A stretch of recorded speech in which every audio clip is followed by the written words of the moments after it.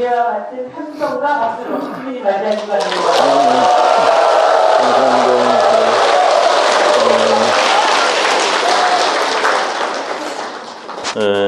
아무리 봐도 400명이 안 되는 것 같은데 본당 신부님이 지난주에 460명이 왔다고 제가 책을 선물하고 싶다 그랬더니 400명이 넘는다 그러는 거예요. 근데 아무리 봐도 300명밖에 안 되는데 본당 신부님이 책을 받아가지고 따로 팔려나.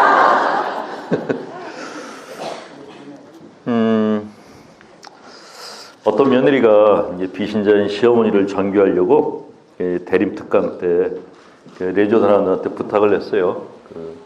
특강할 때 시어머니 좀 모시고 왔으면 좋겠다. 근데 이제 시어머니가 이제 동네 친구들이 가자 그러니까 성당에 갔다 오신 거예요. 갔다 오셨는데 되게 만족한 얼굴로 가이가 되게 재밌었다 그러셨대요.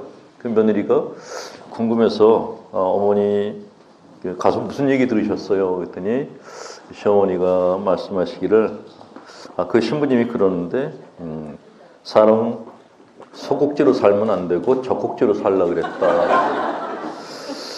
며느리가 도대체 뭐 성탄 때 무슨 뭐 소곡지는 뭐고 적곡지는 뭐냐 너무 궁금해서 그 신부한테 전화를 건 거예요.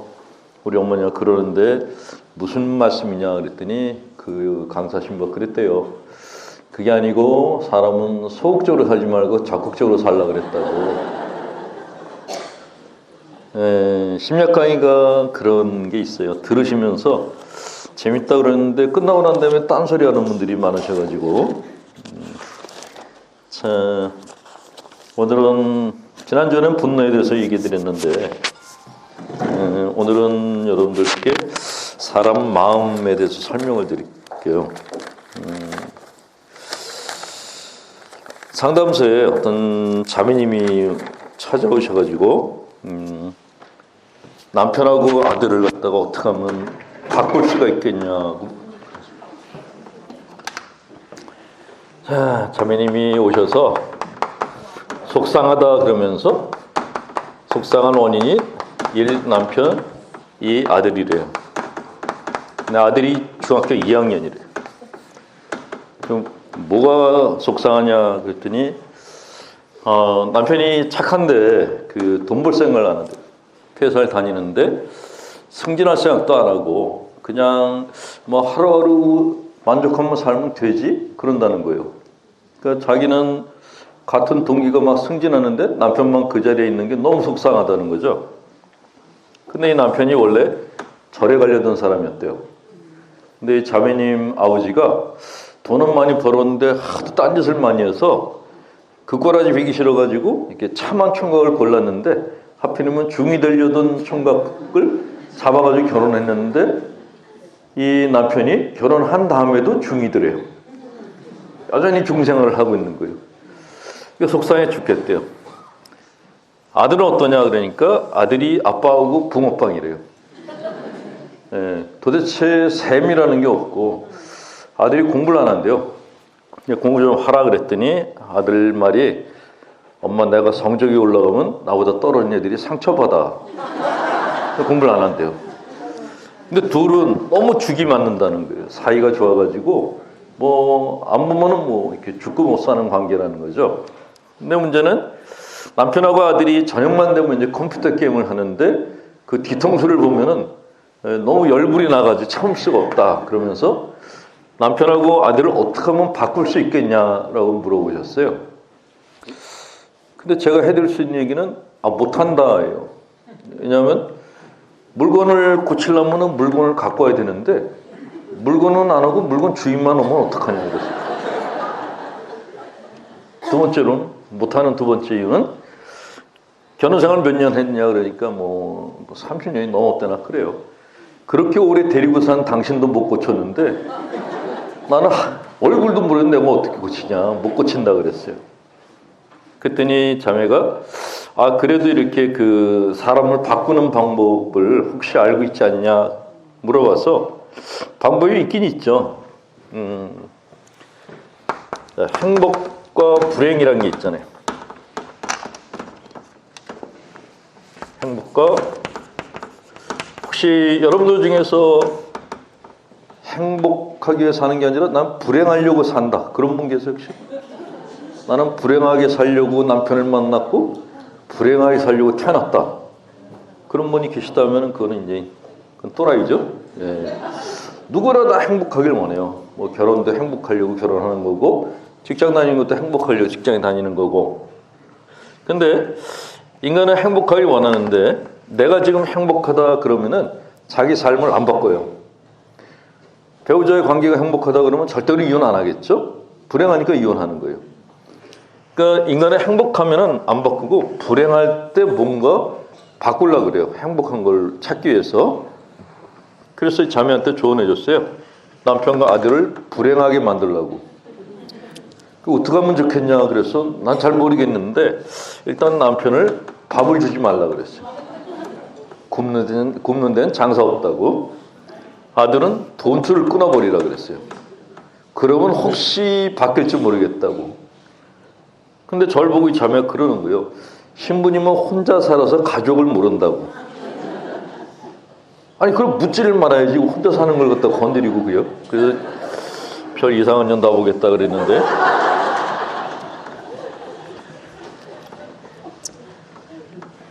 자, 가족 간에 이렇게 저 사람 때문에 내가 불행해요 라고 얘기하는 그 상담 내용이 거의 대부분이에요.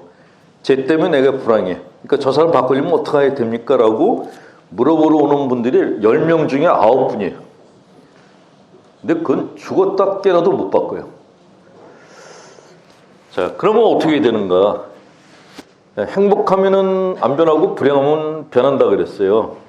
자, 이 셋 중에서 제일 불행한 사람이 누구죠? 남편이에요? 행복해요. 아들? 행복해요. 그럼 누가 불행하죠? 본인이에요. 그럼 상담은 누가 받아야죠? 본인이에요. 그러니까 우리가 점쟁이들하고 다른 게 이거예요. 점쟁이들은 점치러 오면은 남편하고 아들을 어떻게 바꾸면 좋을까요? 그러면 딱 부적을 줘요. 남편 주머니에다 붙여라, 아들 뒤통수에다 붙여줘라, 이렇게. 내가 나를 힘들게 하는 사람을 바꾸는 방법을 알려주는데, 상담은 그게 아니고 불행한 본인이 자기 마음을 바꾸는 방법을 알려주는 거예요. 근데 많은 분들이 상담하러 오셔가지고 점쟁이한테 묻듯이 그렇게 물어봐요. 다시 알려드리는데, 상담은 상담하러 온 사람을 바꾸는 방법을 알려드리는 겁니다. 그러니까 이 자매가 자기 마음을 갖다가 바꿔야지, 그래야지 편해진단 말이죠. 그래서 어떻게 하면 좋겠냐 그러길래 보지 말라 그랬어요. 사람은 자기가 본대로 감정이 생겨요. 내가 미운 사람 만나면 미운 감정 생기고 좋은 사람 만나면 좋은 감정이 생겨요. 여기를 죽어라고 봐봐야 마음속에 화밖에 안 생기는 거예요. 그래서 보지 말라 그랬어요. 그랬더니 그 자매가 또 한 집안 안에서 살면서 어떻게 안 보고 살 수 있냐 그러는 거예요. 그러니까 난 못하겠으니까 점쟁이한테 가라 그랬어요. 자, 제가 오늘 강의해 드리는 내용은 사람 마음이 어떤 특징을 갖고 있는 걸 설명드릴 겁니다. 이게 왜 중요한가 하면 내가 내 마음을 편하게 만들려면은 내 마음의 구조를 아셔야 돼요. 특징을 아시면은 마음을 다스리는데 상당히 많은 도움을 받을 수 있기 때문에 마음에 대해서 설명드릴 겁니다. 자, 사람은 몸과 마음을 갖고 있는 존재입니다. 우리는 몸과 마음으로 구성되는 존재인데, 자, 질문을 드릴게요. 이 몸과 마음 중에서 어느 쪽이 더 튼튼할까요? 몸이 튼튼할까요? 마음이 튼튼할까요? 몸이 튼튼하다고 생각하면 손 들어보세요. 마음이 튼튼하다고 생각하면 손 들어보세요. 나는 네가 뭘 물어봐도 절대로 안 들을 거다. 제가 지난주에 여러분들 그 손금을 봤죠? 뭐라 그랬죠? 예. 손가락을 이렇게 하는 분들은 뭘 물어봐도 대답을 안 하고 뭘 물어봐도 절대로 손을 안 들어요.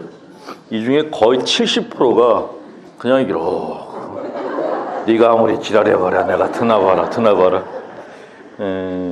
만만치 않아요. 자, 몸하고 마음 중에서 어느 게 더 튼튼하냐 하는 걸 아는 방법은 간단해요. 이렇게 몸이나 마음이나 다 상처를 받습니다. 근데 이 상처가 어느 쪽이 더 빨리 아무는가로 알 수 있다는 거죠. 몸은 어떨까요? 만약에 부부싸움 하다가 부인이 남편 얼굴에다 키스를 냈어요. 이거 몇 년 정도 가죠? 몇 달 갈까요? 약 바르면은 한 달이면 닦지 않고 떨어지죠? 예. 몸은 우리가 생각하는 것보다 튼튼합니다. 여기 형제님들 지금까지 살아오시면서 드신 술이 몇 드럼통 정도 되세요? 그동안에 상계동이 술판이 센 데인데 얼마나 되세요? 술 드신 게 드럼통으로. 제가 제왕항에 갔다가 앞에 남자 사무교원들이 쭉 앉았어요. 그래서 술을 얼마나 마셨냐, 몇 드럼통이냐 그랬더니 다들 막 세고 있어요. 근데 저쪽 구석에 젊은 사무교원이 하나래요. 한 드럼통? 그랬더니 한 추럭을 마셨다고. 근데 그렇게 많은 술을 마셨는데 내 밥통이 이혼 소송을 하거나 뭐 가출한 적이 있습니까? 한 번도 없어요. 그냥 콩나물 해잡고 한 그릇만 넣어주면 잠자코 있어요. 그 다음날 또 퍼마셔도 콩나물 해잡고 하나면 또 잠자코 있어요. 예, 이렇게 착하고 튼튼할 수가 없어요. 자매님들은 어떠십니까? 자매님들은 자기 밥통에다 집어넣은 음식에 대해서 한번 반성하는 시간 가져보세요. 어떤 거 집어넣었죠? 단 거, 신 거, 짠 거, 남으면 아까워가지고 쑤셔놓고, 커피 먹을 때는 또 따로 있어. 그러면 커피 또 집어넣고, 그래서 막 그냥 집에 들어와가지고 속이 쓰려요. 그래도 약한 목 넣어주면 그냥 얘는 잠자코 있어요. 자, 우리 발이, 여러분들 발이 몇 년 동안 썼죠? 발을? 자기 발 수명만큼 오래 신는 신발 가지신 분. 제가 지금 올해 64시거든요. 64년째 신고 있는 신발이 한 켤레도 없어요. 64년째 쓰고 있는 거는 내 몸뚱아리밖에 없어요. 그러니까 여기 계신 분들이 뭐 60, 70, 80 그러시는데 60년, 70년 썼는데도 아직도 쓸만해요. 그러니까 우린 죽을 때까지 내 몸뚱아리를 써요. 이게 AS 비용이 좀 들어가는 게 문제인데 어쨌건 죽을 때까지 쓰는 게 몸이에요. 그러니까 몸은 우리가 생각하는 것보다 훨씬 튼튼해요. 근데 마음은 어떨까요? 예, 사람의 마음은 우리가 생각했던 것보다 그렇게 튼튼하지 않다라고 얘기를 합니다.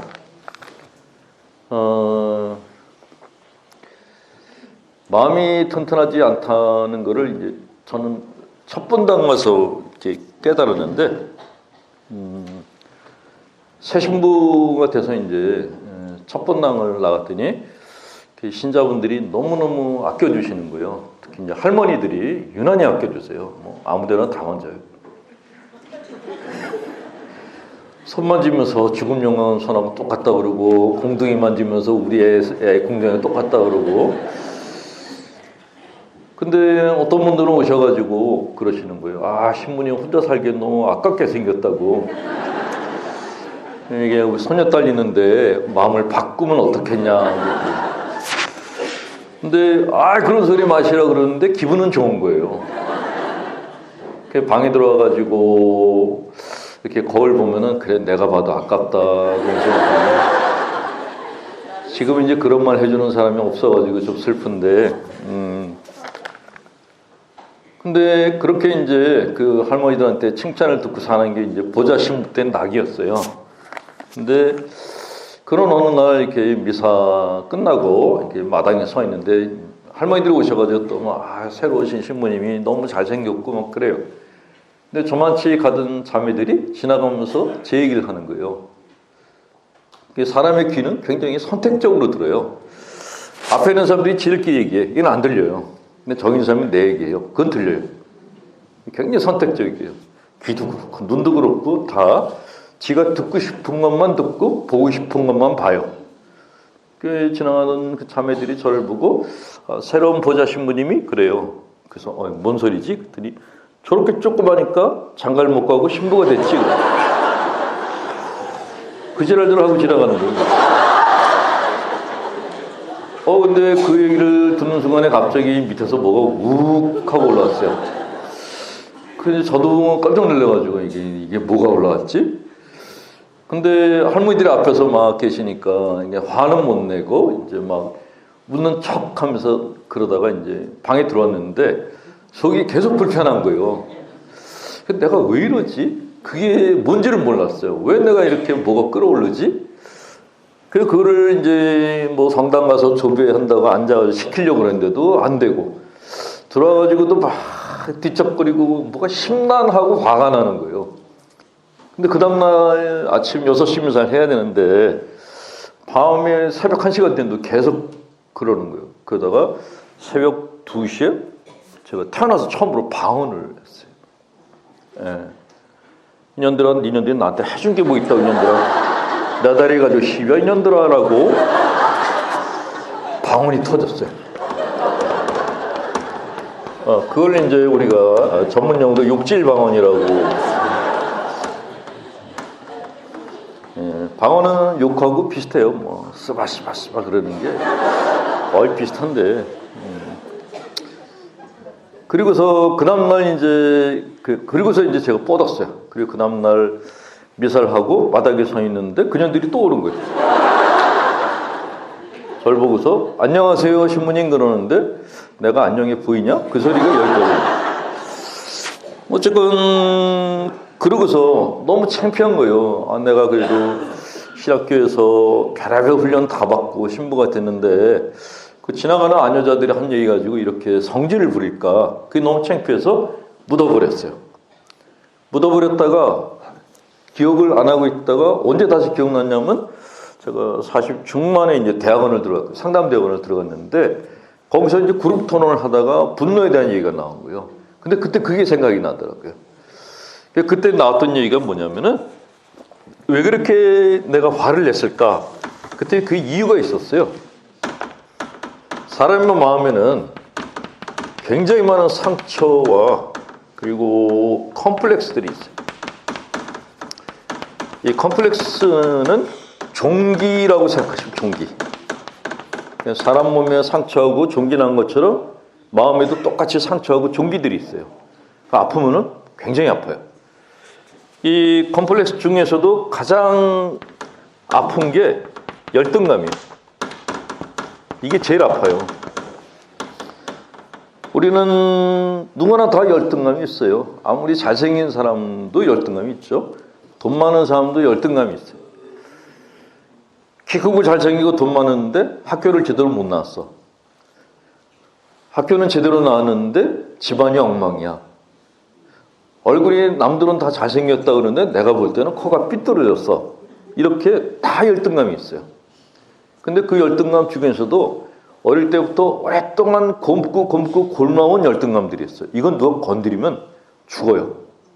예, 저는 어릴 때부터 다리가 짧은 게 아주 늘 컴플렉스였는데 그래서 여자친구도 제대로 못 만나고 할 수 없이 신학교 가서 할 수 없이 신부가 됐는데 그년들이 내 그걸 건드린 거예요. 그러니까 죽을 죄를 졌지. 예.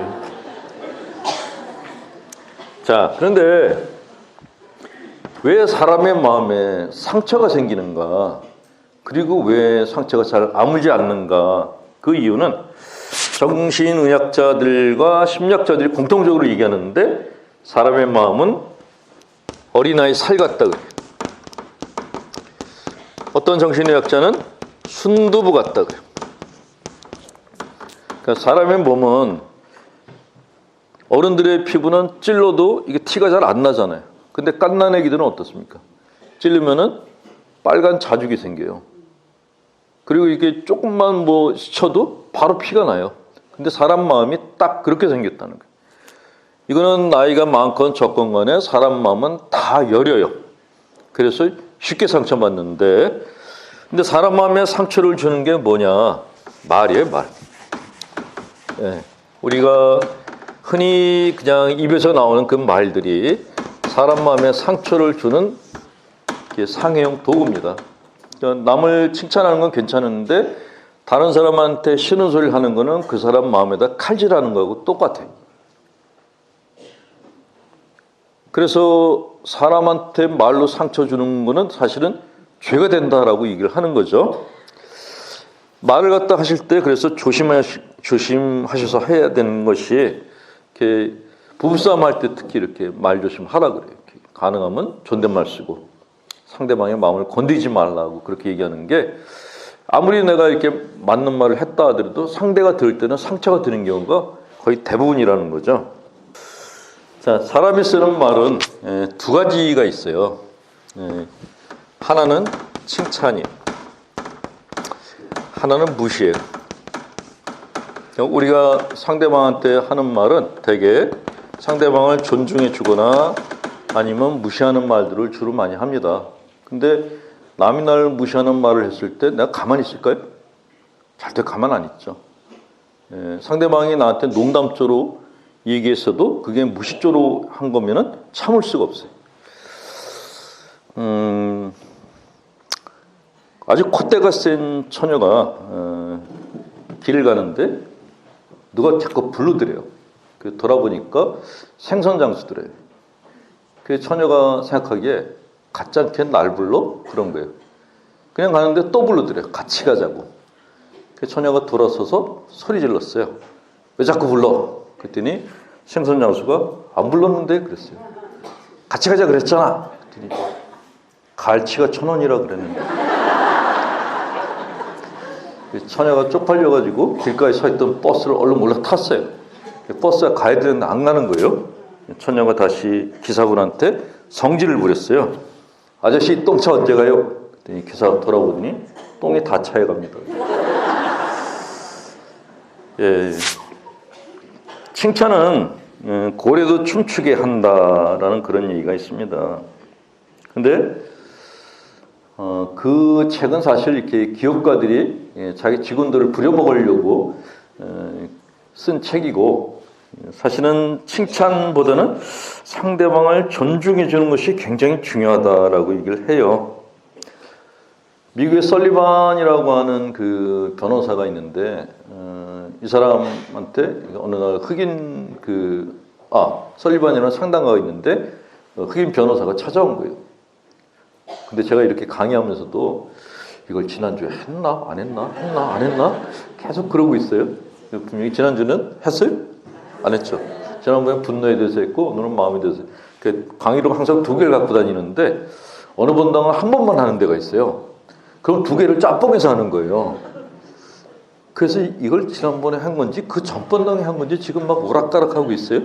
어쨌건 제가 했던 얘기를 또 하더라도 그냥 새로운 것처럼 이렇게 들어주세요. 그 지난번 들은 건데 그런 표정 지으면은 아주 그냥 그래서 이 설리반이라는 사람이 사무실에 있는데 흑인 변호사가 찾아와서 인사를 하는 거예요. 선생님 덕택에 제가 여기까지 올라왔다고. 근데 설리반이 아무리 생각해봐도 그 흑인을 만난 기억이 없대요. 그래서 내가 당신을 언제 만났냐 그랬더니 흑인 변호사가 자기는 원래 그 굉장히 가난한 집 아이였대요. 슬럼가의 사람. 근데 미국 슬럼가의 아이들은 학교를 안 가고 도둑질을 하러 다닌답니다. 슈퍼마켓에서 털러 다니는데 형들 따라서 이제 슈퍼마켓을 털다가 경찰한테 걸려가지고 청소년 그 범죄 시설에 간 거예요. 거기 들어갔는데 거기는 의무적으로 이제 애들은 상담을 받게 한대요. 거기에 설리반 선생이 왔었다는 거예요. 그러니까 얘가 이제 가서 처음으로 설리반 선생을 만났는데 설리반 선생이 딱 한마디밖에 안 했대요. 똑똑하게 생겼는데 여기 왜 왔어? 그랬대요. 근데 얘는 자기가 똑똑하다는 말을 태어나서 처음 들었대요. 그 얘기를 듣고 너무 감격해가지고 그날부터 공부를 시작했다는 거예요. 그래서 출소한 다음에 공부를 더 해가지고 변호사 시험을 패스했다고 인사하러 온 거예요. 그게 바로 그 존중과 칭찬이 사람을 살린 케이스예요. 근데 반대인 케이스들도 많죠. 태국에서 실제로 일어난 일인데 태국 사람이 운전한 차하고 한국 사람이 운전한 차하고 부딪혔어요. 접촉사고가 났어요. 근데 그때 오래전인데 한국 사람이 내려가지고 한국식으로 한 거예요. 이 새끼가 어디 감히 막 그러지. 근데 거기가 태국이었어요. 방콕에서 사고 났는데 한국 사람이 태국 사람 우습게 오고 막 이렇게 했어요. 근데 태국 사람이 내리더니 침착하라고 계속 침착하라고 그랬대요. 근데 한국 사람이 기고만장해가지고 막 계속 그러니까 태국 사람이 여기서 권총을 꺼내가지고 순부화를 쏴서 죽여버린 거예요. 태국 갱단이었던 거예요. 태국에서는 접촉사고가 나면은 절대로 안 싸운대요. 어떤 놈이 총을 갖고 있는지 모르기 때문에 내리면 일단은 상대방한테 담배를 권하고 애는 잘 크냐? 라고 물어본대요. 애 얘기를 꺼내면은 화를 못 낸다는 거죠. 사업은 잘 되냐? 건강은 어떠냐? 그렇게 한 30분 얘기한 다음에 맨 마지막에 우리 차는 어떡할까? 라고 얘기한다는 거예요. 근데 한국 사람들은 그냥 이거부터 시작하죠. 상대방을 존중을 해주면은 생기려는 사고도 막을 수가 있다는 사례였죠. 자, 존중광부시는 예수님도 굉장히 예민했던 사안입니다. 예수님 머리가 어느 쪽으로 기울었습니까? 좌측입니까? 우측입니까? 왜 우측으로 기울었는지 아시는 분? 예? 우도? 우도가 어쩌세요? 어디서 코닝을 하셨길래. 예수님의 왼쪽과 오른쪽에 도둑들이 있었어요. 근데 좌측에 있는 도둑이 예수님한테 막 지랄지랄 했어요. 복음서에 보면은 당신이 하나님의 아들이거든. 당신도 살리고 우리도 살려보쇼 라고 써있는데 죽어가는 놈이 그렇게 얌전하게 말했을 리가 없죠. 야 시키야 네가 하나님의 아들이거든.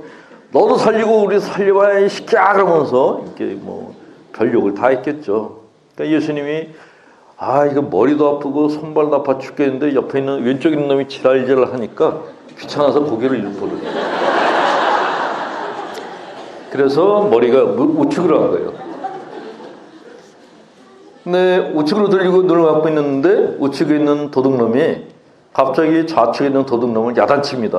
야, 너 도둑놈 주제에 이분한테 그러면 안 되지 그랬어요. 예수님이 오른쪽에 있는 놈이 내 편을 들고 있거든요. 그래서 이제 딱 실눈을 뜨고 쳐다봤는데 도둑이 예수님하고 눈을 맞췄어요. 그러더니 주님, 당신은 오늘 천당 갈 때 저도 데려가 주십시오 그랬어요. 근데 예수님이 너무 정신이 없었잖아요. 아프기도 하고 근데 이놈이 편은 들어주고 얼떨결에 교무금 냈어? 이걸 못 물어보셨어요. 판공사는 봤냐? 이것도 못 물어보고 그냥 오케이 그러셨어요. 그래서 그렇게 도둑들이 천당에 하도 많이 가가지고 지금 천당 치안이 별로 안 좋다는 얘기가 돌고 있습니다.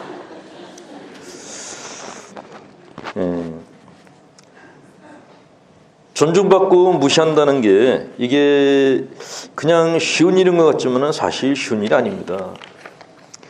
다른 사람을 갖다 존중해주는 말을 하는 거는 정말 훈련을 해야지만 가능해요. 근데 남을 까내리는 거, 무시하는 말은 이걸 훈련하지 않아도 그냥 저절로 돼요. 이게 원래 인간 본성이에요. 그러니까 남을 험담하는 거는 너무너무 괜찮은데 칭찬해 주는 건 너무너무 힘들어요. 그래서 이건 정말 훈련하셔야 돼요. 칭찬하는 훈련, 존중하는 훈련을 하셔야 됩니다. 옛날에 어떤 성당에 아주 성질이 개떡 같은 본당 신부가 있었대요. 그 신자들이 매일 모여가지고 9일 기도를 바쳤대요. 본당 신부님 빨리 떠나게 해달라고. 근데 그 본당 신부가 정말 안 떠나고 꼬박 임기를 다 채우고 떠났대요. 근데 문제는 이제 발령난 다음 분당이 문제가 된 거예요. 다음 분당 신자들이 야, 그 개차반이 온다는데 우리 어떻게 하면 좋으냐. 그래서 사모교원들이 비상대책위원회를 구성을 하고 대책을 강구하는데 방법이 없는 거예요. 매일 머리를 싸매고 있는데 성당에 그냥 가끔 구경 나오는 형제님 한 분이 뭐 그런 거 가지고 걱정하냐. 내가 해결해 주겠다 그랬대요. 당신이 뭘로 그 신부 버릇을 고칠 건데 그랬더니 뭐 딴 거 필요 없고 그냥 성목요일 날 그 세종리할 때 자기를 1번으로 해주면 된다 그랬대요. 그래서 사모교원들이 그건 뭐 어렵지 않다. 그러면 당신이 성목요일 날 세종리 때 첫 번째로 발을 씻어라 그랬어요. 그냥 이 남자가 그 얘기를 듣고 난 그날부터 발을 안 씻었어요. 부인도 이제 그 얘기를 듣고 남편한테 당신 발 좀 씻어라 세종리 한다며 그랬더니 알았어. 그런데 그래도 발을 안 닦더래요. 일주일쯤 있다가 남편이 방에 들어오는데 시커먼 양말을 신고 들어오대. 그래서 부인이 양말 벗고 들어와 그랬더니 그게 양말이 아니고 때였어요. 때가 껴가지고 발이 이제 팅팅 부른 거예요. 근데 남편의 발이 그렇게 때에 절었다는 게 이제 동네 소문이 났어요. 그러니까 신자들이 그래 세종녀 때 그 발로 나가겠단 말이지. 그 신자들이 누가 이길 건가 내기를 하기 시작했어요. 본당 신부가 이기냐 그 신자가 이기냐. 성목일날 세종내 날이 됐는데 보통 10명이 나올까 말까 그 세종내 날 성당에 미어 터지게 신자들이 들어왔대요. 그 신부하고 신자하고 쌈박질하는 걸 구경하려고 동네 사람들까지 구경하러 들어온 거예요. 그래서 이제 미사가 시작되고 그리고 강론이 끝나고 세종례 시간이 됐대요. 12명이 쭈루룩 앞에 앉았어요. 본당 신부가 내려갔어요. 첫 번째 사람이 딱 신발을 벗었는데 신발을 여전히 신고 있는 거예요. 때가 그때는 거의 신발만큼 이렇게 붙은 거예요. 근데 본당 신부가 그 발을 보더니 그냥 아무 소리 안 하고 비누칠을 해가지고 깨끗하게 하얗게 다 닦아주더래요. 그 신자들이 이 게임 너무 싱겁게 끝났다. 그 신부가 졌다. 그래서 이제 본당 신부한테 돈을 걸었던 사람들이 막 불평을 냈어요. 뭐 성질이 있다더니 성질도 하나도 없고 미사가 이제 시들시들해진 거예요. 근데 이 본당 신부는 신자들이 그러거나 말거나 12명을 다 닦아주고 제대 위로 올라왔어요. 동네 사람들이 이제 시들하니까 다 나가고 신자들도 이제 뭐 게임 끝났다 그래가지고 다 반쯤 졸고 뭐 카톡 보고 그러고 있는데 그 신부가 올라왔는데 국사가 손을 닦으라고 세숫대를 갖다 줬는데 그 신부가 됐다 그러면서 치우더래요. 그리고 그 구정물이 흐르는 손으로 미사를 시작을 한 거예요. 신자들이 그때부터 정신이 바짝 했어요. 설마 저 손 가지고 우리를 영성체 주진 않겠지? 근데 신자들이 궁시렁거리건 말건 신부는 계속 미사를 해서 영성체 때가 됐어요. 근데 영성체 때가 됐는데 신부가 그런 얘기를 했어요.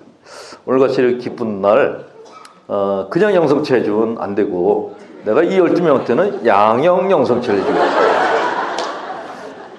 12분은 나오시라고. 1번이 나온 거예요. 1번이 얼굴이 완전히 우고지상이 돼서 나왔어요.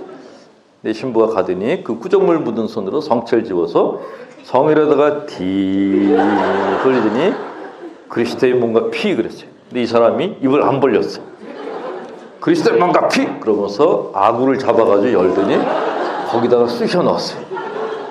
12명을 다 쑤셔 넣고 그리고 또 본당 신부가 싹 웃더니 이렇게 기쁜 날 12명만 해주면 안 된다고 다 나오라고 그랬어요. 그래서 본당 신자 전체가 양형 영성체를 다 하고 일주일 있다가 집단으로 혓바닥에 무좀이 걸렸다는 거예요. 이런 얘기를 했더니 강의 끝난 다음에 어떤 할머니가 오셔가지고 진짜냐고 묻더라고요. 진짜일 리가 있나요? 자, 우리는 다른 사람들한테 말을 할 때 말 조심을 합니다. 왜냐하면 내가 한 말이 상대한테 상처를 주고 상대방도 상처받으면 가만 안 있죠. 그게 내 얘기를 했어? 그럼 자기도 이제 같이 상처 주는 말을 해요. 싸움이 될까봐 말을 조심해요. 근데 문제는 다른 사람한테 상처 주는 말을 안 하는데 자기한테 상처 주는 말을 하는 거는 괜찮다고 생각해요. 그게 천주교 신자분들이 갖고 있는 문제예요. 가장 큰 문제인데 내가 남한테 상처 주는 말을 하는 거나 내가 나한테 하는 거나 아픈 건 똑같아요. 근데 남한테 하는 거는 죄고 내가 나한테 하는 거는 성찰이라고 얘기해요. 자기 성찰이라고 합니다. 자기 성찰을 적당히 하면 괜찮은데 이게 심하게 하면 상처가 돼요. 자기 성찰하고 자기 비난하고 참 구분하기가 좀 어렵거든요. 내가 잘못한 걸 갖다가 이렇게 생각하면서 올라오는 감정이 부끄럽잖아요. 그러면 건강한 거예요. 부끄러움이 올라오면 부끄럽다 그러면 고쳐야지 라는 마음이 올라오겠죠. 그걸 우리는 그 사람이 회개를 했다고. 근데 자기 비난을 하면은 너 똑같은 죄를 또 지었어? 라고 얘기를 하면은 부끄러움이 아니라 수치심이 올라와요. 이 수치심은 죽고 싶은 마음을 일으켜요. 죽고 싶다. 자, 이 대표적인 케이스가 이쪽이 베드로예요. 베드로는 예수님을 3번이나 부정했던 제자예요. 근데 수치심을 느낀 게 아니라 부끄러움을 느꼈어요. 그 부끄러움을 느낀 사람들은 죄를 지었어도 하나님께 나아가요. 용서해달라 그러고. 근데 수치심을 느낀 사람들은 부끄럽고 수치스럽고 쪽팔려서 안 가요. 그러니까 유다 같은 경우에는 그냥 자살을 선택을 했어요. 극단적인 선택을 했는데 그게 수치심에서 온 거란 말이죠. 그래서 저희 같은 이제 심치료사들이 신자분들한테 이 이야기를 너무 지나치게 자기 성찰하지 말라고 얘기해요. 너무 자기 자신을 갖다 몰아붙이지 말라고. 그게 오히려 역효과를 낳는다고 얘기를 합니다. 그런데 방공 때 신자분들이 고백하는 얘기를 들으면은 자기 자신을 갖다 심하게 몰아붙이는 분들을 보곤 해요. 어떻게 알 수 있냐면은 고해성사 볼 때 그 고해 내용을 들어보면 이제 그런 생각이 드는데 그냥 들어오셔가지고 뭐 이렇게 제가 무슨 죄를 지었고 뭘 지었고 이렇게 그냥 얘기를 하면 되는데 들어오셔 그러는 거예요. 내가 사람을 미워한 게 12번 반입니다. 반이 뭐냐 했더니 손주 새끼를 미워했다는 거예요. 미사 빠진 게 4번 반이래요. 반은 뭐냐 했더니 말씀의 전리 끝나고 들어왔다는 거예요. 교리를 다시 가르쳐 드렸어요. 미사의 핵심은 헌금 낼 때라고. 그 시간만 맞춰면 다 사함을 받을 수 있다고. 근데 정말 그 심한 분들은 성당에 왔는데 영성체를 못하는 분들이 있어요.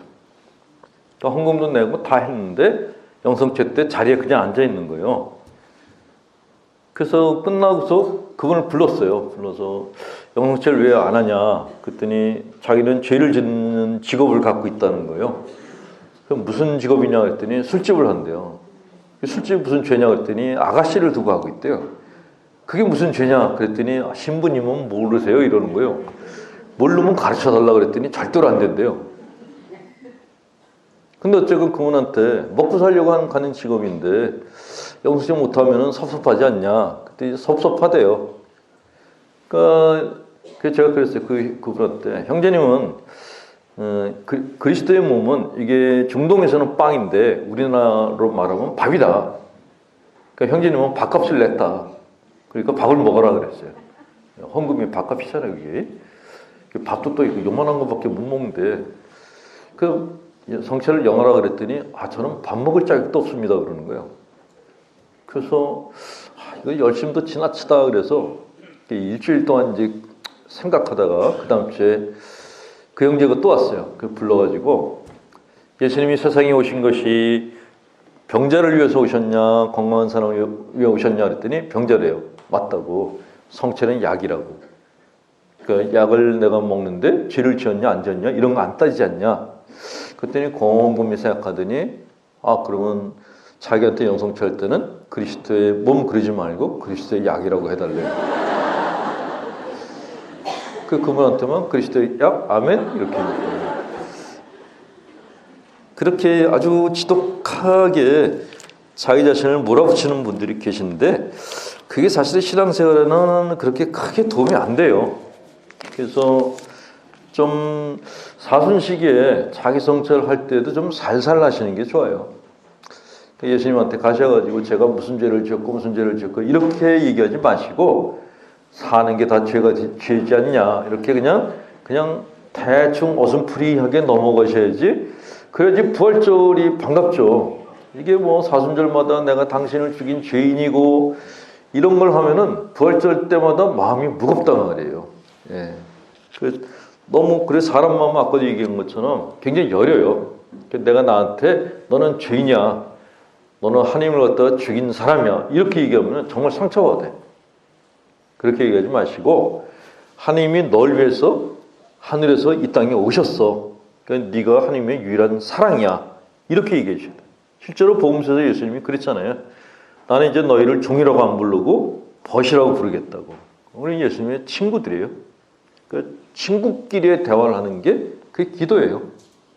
근데 우리는 아직도 주종관계예요. 주님 그러는 건 내가 종이라는 거거든요. 그러니까 주종관계는 사실 신앙생활을 힘들게 해요. 이제는 좀 수평적 관계, 주님하고 친구 관계로 신앙생활을 하시는 게 좋겠다라는 말씀을 드립니다. 자, 두 번째 얘기.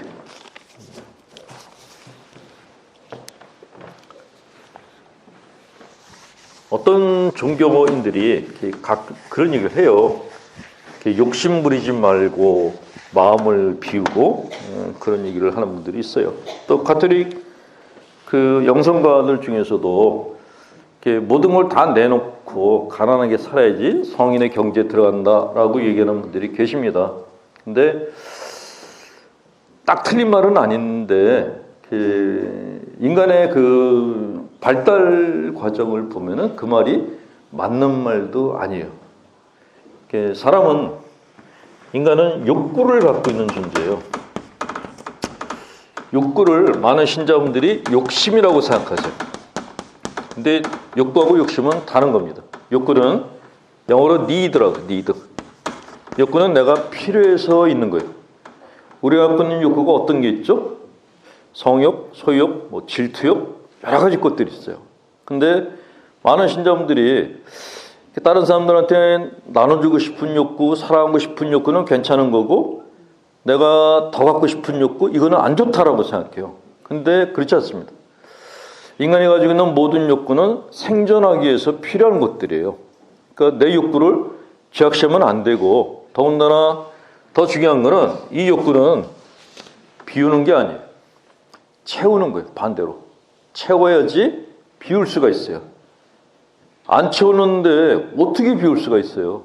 그러니까 이게 종교인들 중에서 가끔 그냥 채우지도 않았는데 비우라고 자꾸 강요하는 분들을 보면은 니들은 그거 할 수 있냐? 한번 묻고 싶은 생각이 들어요. 자, 인간은 욕구라는 하이어라키를 갖고 있습니다. 자, 아브라함 마슬로우라는 심리학자가 인간이 갖고 있는 욕구를 위계 어떤 계층별로 이렇게 설명한 게 있는데 그거는 굉장히 복잡하고 간단하게 영성심리학에서는 간단하게 세 부분으로 얘기합니다. 맨 밑바닥에 있는 게 생리적인 욕구예요. 생리적인 욕구는 갖고 싶은, 더 좋은 걸 갖고 싶고 더 이쁜 걸 입고 싶고 그런 욕구예요. 그러니까 더 좋은 걸 먹고 싶고 먹고 입고 갖고 이런 욕구들이 맨 밑바닥에 있는 거예요. 이게 가장 기본적인 욕구입니다. 근데 내가 먹고 살만하면 그 다음에 뭐가 하고 싶은 거예요?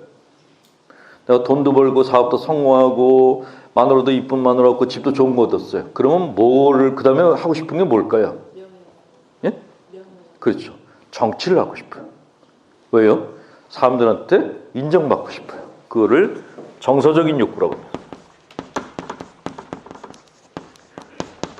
그러니까 돈을 꽤 많이 번 분들이 국회의원 선거에 그냥 떨어지는데도 죽어라고 나오는 이유는 사람들이 나를 보면서 국회의원 선거에 나왔던 분이라고 인사를 하거든요. 그것도 괜찮다는 거죠. 아니면은 어떤 분들은 이렇게 명함에다가 무지하게 많은 걸 적어갖고 다니세요. 뭐 전국 낚시꾼 협회 무슨 이사 무슨 뭐 이사 이렇게 앞뒤가 빽빽한데 그 중에 쓸만한 건 하나도 없어. 그런데도 그걸 갖고 있으면 뭐가 내가 된 듯한 느낌이 드는 거예요. 그러니까 인간에게 필요한 거는 먹고 입고 이것뿐만이 아니고 사람들한테 인정받고 싶은 욕구가 있어요. 이 인정받고 싶은 욕구는 정말 끈질겨요. 죽을 때까지 인정받고 싶어요. 그러니까 보통은 열심히 일해서 칭찬을 들으려고 하잖아요. 그런데 어떤 놈들은 범죄를 많이 저지르고 자기가 저지른 범죄를 갖다가 자랑하면서 인정받으려는 애들이 있어요. 미국의 연쇄살인범 중에 그런 애들이 있었다 그러는데 깜빵 안에 들어가가지고 누가 더 많이 죽였냐 가지고 시합을 한다는 거예요. 죄수들끼리. 더 많이 죽인 사람이 거기서는 좌상이 된다는 거예요. 이렇게 사람은 남한테 인정받고 싶은 욕구가 굉장히 강한 존재예요. 근데 먹고 살만하고 인정도 다 받았어. 그러면 그 다음에 갖고 싶은 게 영적인 욕구예요. 다 시들을 한 거예요. 그러니까 영적인 성숙이라는 거는 내가 기도를 많이 해가지고 이렇게 성장하는 게 아니라 다 채워져서 실증 나고 채워져서 실증 나오면 여기까지 가는 거예요. 그러니까 사람이 갖고 있는 감정 중에 실증이라는 게 있잖아요. 이 실증이 굉장히 중요한 감정이죠. 자, 애기들이 큰애가 엄마가 이제 사탕을 갖다가 10개를 주면서 이거 동생하고 나눠 먹어 그랬어요. 그러면 큰애가 보통 안 나눠줘요. 지가 일단 먹어요. 그러다가 이제 단 게 쓴맛이 날 때쯤 되면은 이제 한 2개 남은 거 가지고 애따 너나 먹으라 그래. 근데 애들의 그런 특성이 우리한테도 그대로 있어요. 우리도 남들한테 나눠줄 때 내가 안 쓰고 내가 안 아까워하는 걸 내놓지 아까운 걸 내놓지는 않아요. 아까운 건 내놓으면서 마음이 너무 아파서 못 내놔요. 근데 그게 죄가 아니고 사람의 마음이라는 거죠. 얘기 나왔으니까 베니토 성인이 베네딕토라는 성인이 있습니다. 성 베네딕토. 이분이 무슨 얘기를 하냐면은 수도원에 사람이 이렇게 지원해 왔을 때 너무 가난한 집 애들은 받지 말라 그랬어요. 왜냐면 어렸을 때 정말 찢어지게 가난했던 사람들은 가난한 생활을 못해요. 지겨워서. 가난한 생활은 누가 할 수 있죠? 먹고 살만 했던 사람들이 가난한 삶을 할 수 있어요. 그러니까 가난의 영성은 배가 부른 사람들이 할 수 있는 거예요. 배고픈 사람은 절대로 못해요. 본당에서 불이웃을 돕기 위한 그 물건을 모을 때가 있어요. 근데 그 행사를 치르고 나면 꼭 오셔서 고해성사 부르는 분들이 있어요. 아, 신부님, 제가 이렇게 본당에다가 쓸만한 물건을 내드려야 되는데 그걸 못 내놓는 탐욕을 부렸습니다. 그러는 거예요. 고해성사 내용을 제가 얘기하는 거는 그게 죄가 아니라는 걸 알려드리려고. 그는 사실 탐욕이 아닌 거예요. 그분한테 그러면 어렸을 때 혹시 어떻게 사셨어요? 그러면 거의 10명이면 10명 다 찢어지게 가난하게 살았던 분들이에요. 그러니까 사람의 마음 안에는 예전에 너무 지겨웠던 것들은 다 기억이 남아있어요. 그래서 너무 가난하게 살았던 사람들은 남한테 물건을 주는 게 너무 힘들어요. 근데 본당에서 그런 걸 한다 그러면 머릿속에서는 아, 그래, 쓸만한 걸 내놔야지. 근데 내가 안 쓰는 걸 갖다가 그동안에 안 쓴 것 중에 쓸만한 걸 내놓잖아요.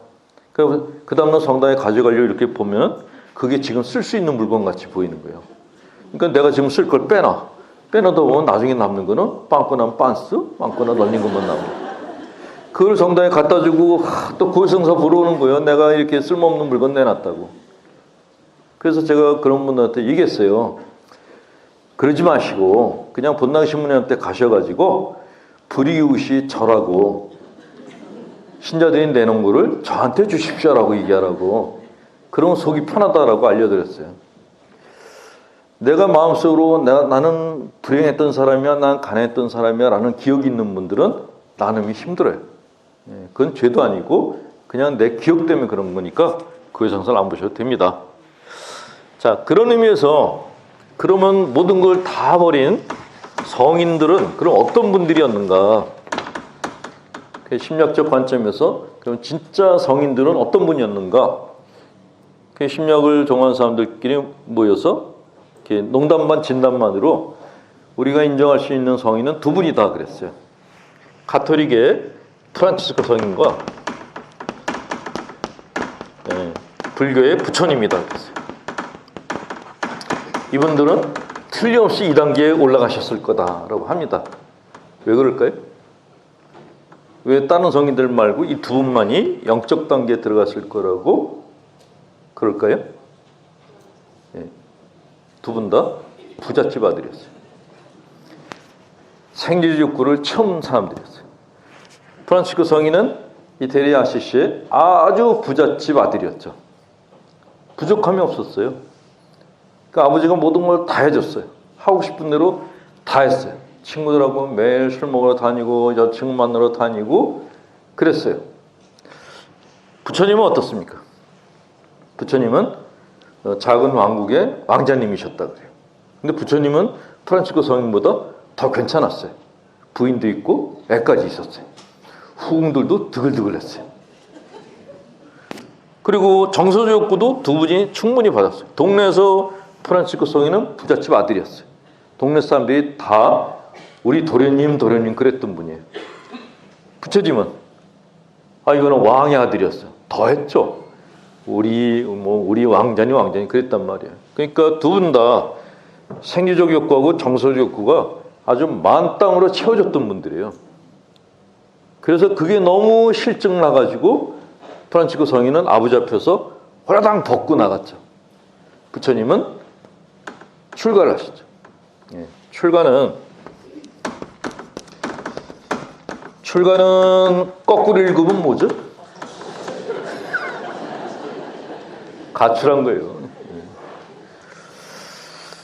자, 저는 이제 부처님은 잘 모르겠어요. 지금 불교 쪽은 이제 성지순례를 못 가봐서 모르겠는데 프란치스코 성인이 너무 궁금해가지고 프란치스코 성인의 그 동영상을 봤어요. 그랬더니 너무 감격스러운 거예요. 막 당신이 그냥 옷을 딱 벗고 그 엄동설 안에 그 돌을 날라서 성당을 짓고 그 모습이 너무 감격스러워서 이태리로 성지순례를 갔어요. 갔다가 어찌나 짜증이 나든지 나는 이분이 집에서 나와가지고 아주 먼 데 가서 정말 뼈가 빠지게 고생하신 줄 알았어요.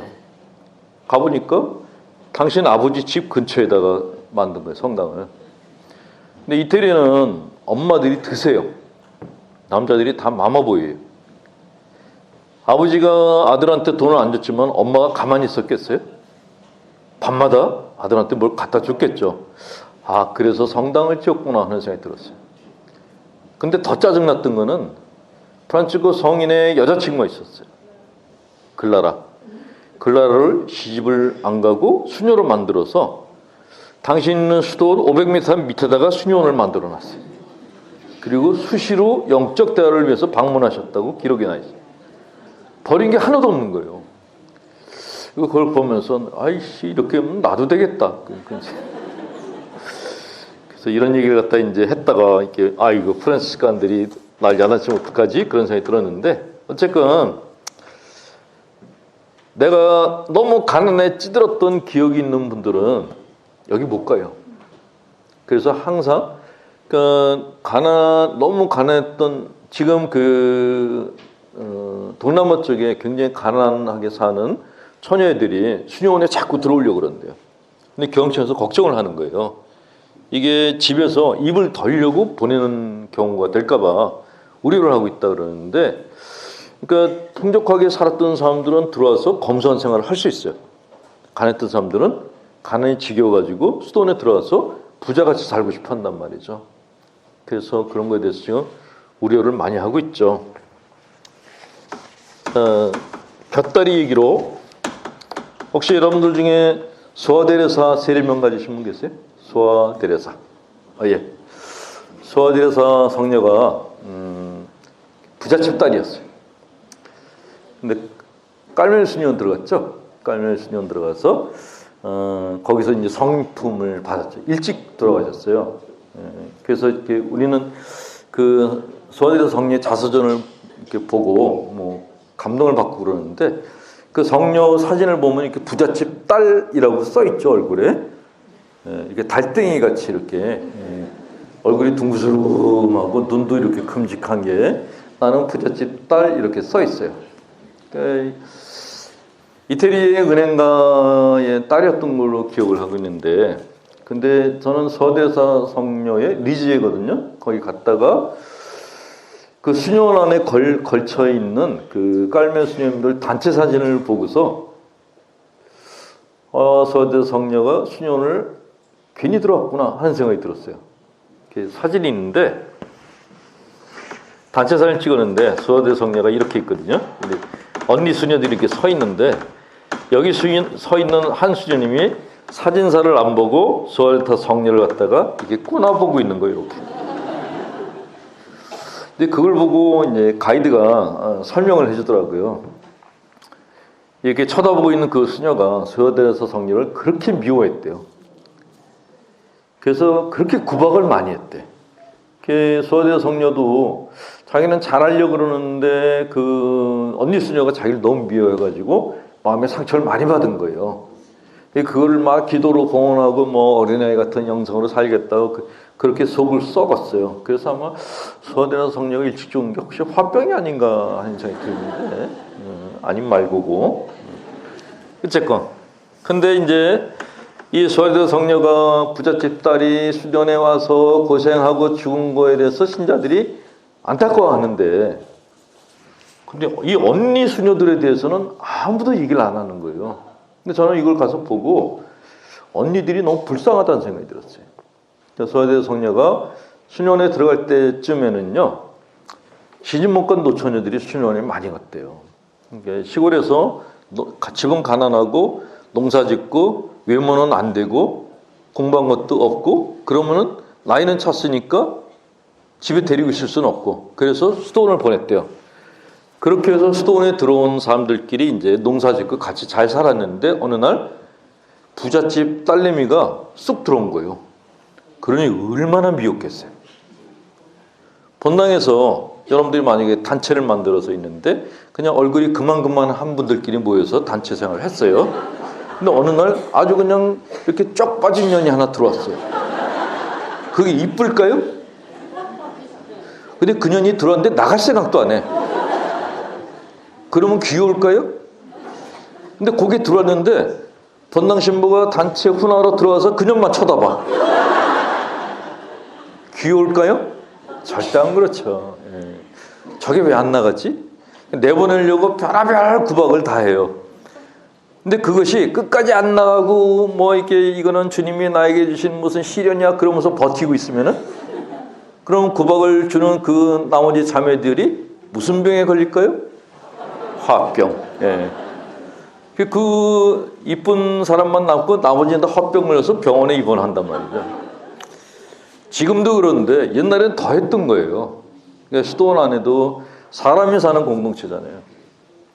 고만고만하게 가난한 집 사람들끼리 모였으면은 그냥 고만고만하게 살았을 텐데 왜 부잣집 딸이 거길 들어가지고 언니들 속을 다 뒤집어 놓고 그리고 본인만 성인품을 받았는지 모르겠어요. 제가 나중에 소아대에서 성녀 만나면 꼭 물어볼 거예요. 거길 왜 들어갔냐고. 예. 자, 소아대 성녀는 집에서 부잣집 딸이었기 때문에 모자란 게 없어요. 배고프지도 않았고 그리고 또 귀여웠어요. 부모님 사랑도 많이 받고 동네 사람 사랑도 많이 받았어요. 그래서 수도 생활을 할 만했어요. 근데 문제는 같이 사는 사람들이 배고프고 인정도 못 받은 사람들끼리 모여 있었어요. 그러니까 잘못 들어간 거예요. 좀 더 이렇게 좀 레벨이 높은 데 들어갔어야 되는데 너무 안 좋은 데 들어가가지고 본인도 힘들고 언니들도 힘들게 만들었던 거죠. 자, 이거 비슷한 사례가 있는데 그래도 수녀님들이 그럴 수가 있냐 그걸 생각하실 분이 계실지 모르는데 그럴 수가 있어요. 실제 사례로 이런 게 있었어요. 미국 수도원에서 연세가 70이 넘은 수녀님인데 이제 상담을 받으러 오셨다 그래요. 오셔가지고 이 수녀님이 당신 얘기를 하는데 그 수도원에 이렇게 한 2, 3년 전에 젊은 수녀가 하나 들어왔대요. 근데 굉장히 이쁜 데다가 일도 잘한대요. 그러니까 어른들이 다 귀여워한다.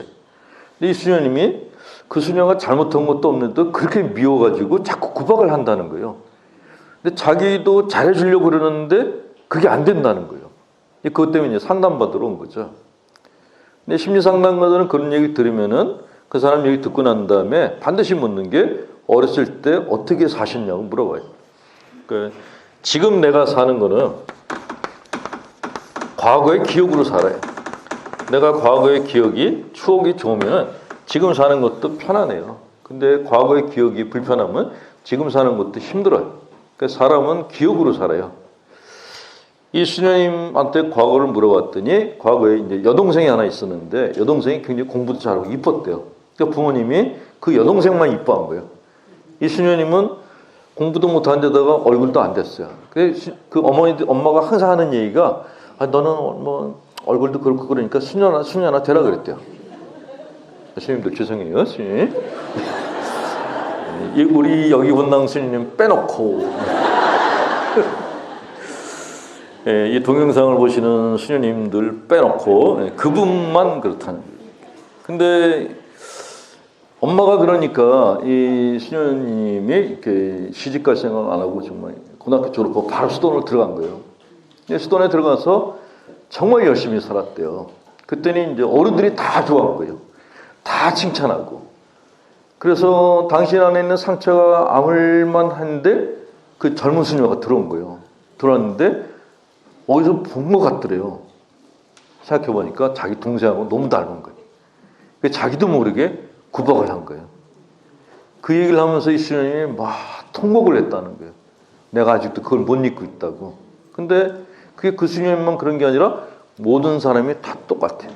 옛날 기억들은 하나도 안 잊혀지고 그냥 다 묻혀 있어요.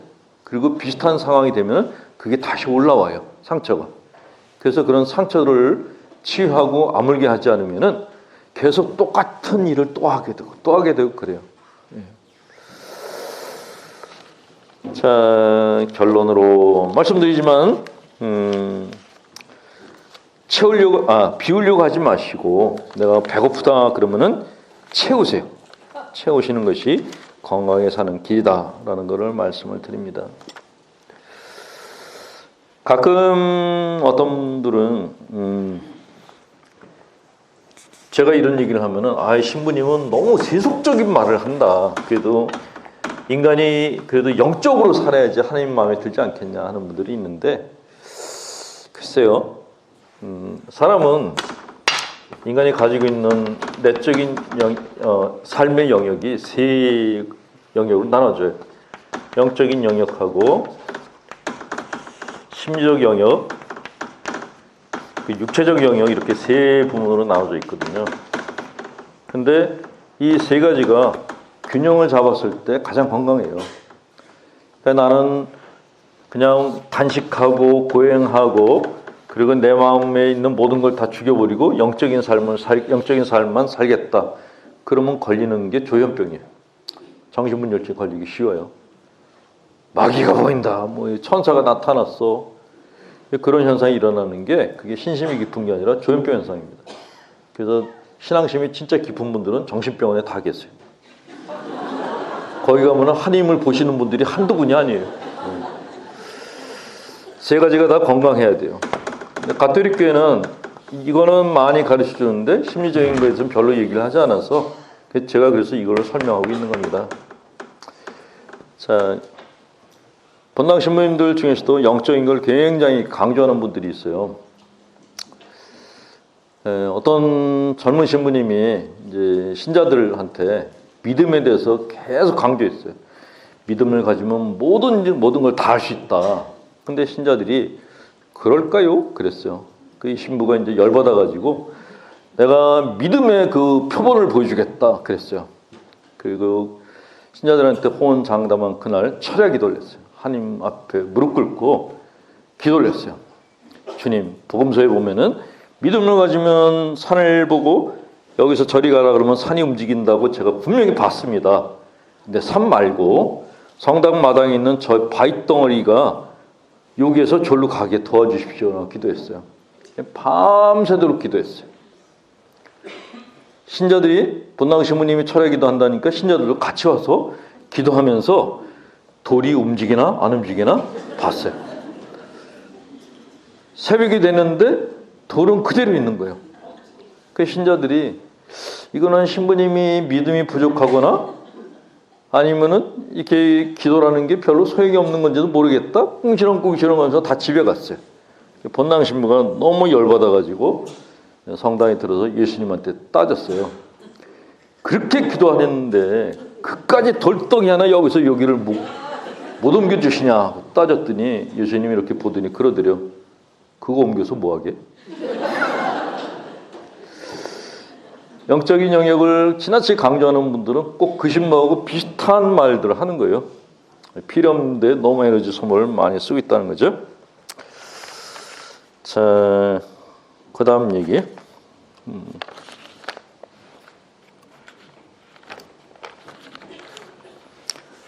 욕망에 대한 얘기가 나왔으니까 사족으로.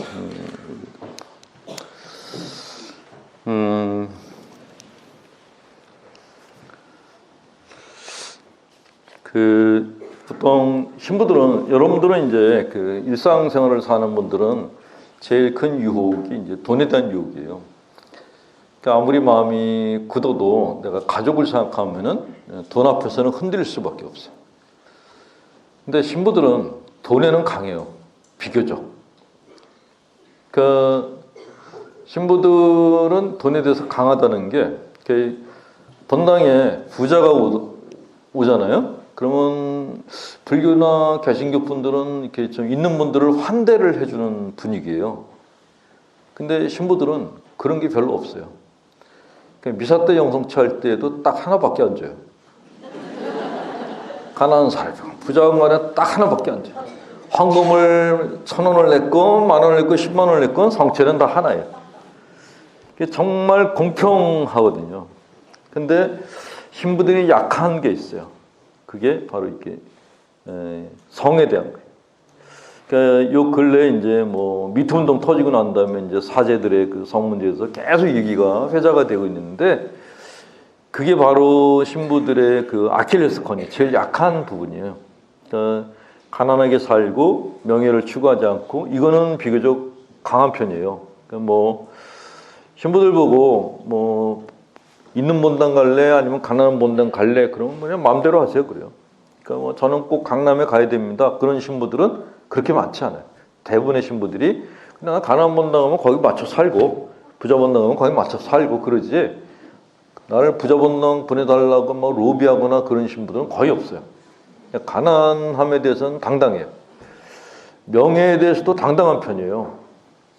제가 사제단 모아놓고 강의하다가 여러분들 중에 주교가 되고 싶은 분 손 들어보시라 했더니 한 사람도 안 들어요. 주교가 되느니 본당 신부하는 게 낫다라는 게 신부들의 공통된 생각이에요. 똑똑하니까 한번 생각해 볼 수도 있잖아. 그러면 그걸 왜 해요? 그러는 거예요. 주교는 주교 주소의 약자가 주교입니다 그러면서 절대로 안 한대요. 그러니까 명예도 강하고 돈에도 강한데 약한 게 딱 성이 약한 거예요. 왜 약할까요? 혼자 사니까. 독신제라서 약한 거예요. 혼자 사니까. 그리고 이렇게 사실은 신부들이 그 여자에 대한 어떤 환상을 깨려면은 안 만나는 게 아니라 지겹도록 많이 만나야 되거든요. 만나가지고 나중에 입에서 냄새 날 정도가 되면 이제 환상이 깨지는데, 못 만나니까 환상이 더 커져가지고 사고들 자꾸 치는 거예요. 그래서 어떤 분들은 사제들의 독신제를 갖다 이제 풀어줄 때가 되지 않았냐라고 얘기하는 분들도 있어요. 그래서 권위도 교황님들한테 권위도 하는데, 문제는 교황님들이 연세들이 70, 80 그러세요. 당신들이 아무 생각이 없어. 아래 것들이 죽겠다고 건의를 해도 오늘 내일 하시는 분들이 뭐 그거 신경 쓰겠어요? 그러니까 뭐 다 헛거야 헛거 그러면서 이제 참고 살아 그러죠. 근데 몇 년 전인가 지금 교황님께서, 프란치스코 교황님께서 생각해 보겠다 그러셨대요. 저도 얼핏 들었는데 고려해 보겠다 그러셨다는 거예요. 그래서 이제 유럽에 있는 애들이 뭐 기쁘다 그랬다는데, 걔들이 하나 모르는 게 있는데, 교황님이 생각해 보겠다 그러는 건 결정을 50년 후에 하겠다는 얘기예요. 천주교회는 빠르게 결정하는 게 하나도 없어요. 최소 50, 최장 200 뭐 그래요. 예, 그래서 아마 독신제는 아마 안 없어질 거다 그런 얘기를 하는데, 근데 어쨌건 본당 나가면 신부들이 제일 많이 만나는 게 이제 자매님들 만나잖아요. 자매님들 자꾸 만나다 보면은 총각이니까 흔들릴 수밖에 없죠. 그래서 새 신부들이 본당 나갈 때 이제 선배들이 불러서 조언을 해줍니다. 성당에 가면은 마당에 자매들이 5명이 있거든. 젊은이는 쳐다도 보지 말고 제일 나이 먹은 자매한테 가서 인사하면 네 사제생활이 안전할 거다. 근데 세신부 한 놈이 손을 들은 거예요. 동갑내기가 5명 있으면 어떡하냐고. 그 선배 신부님이 그랬대요. 제일 이쁜 애는 쳐다도 보지 말고 제일 못생긴 애한테 가서 하이 그러면 괜찮을 거다 그랬어요.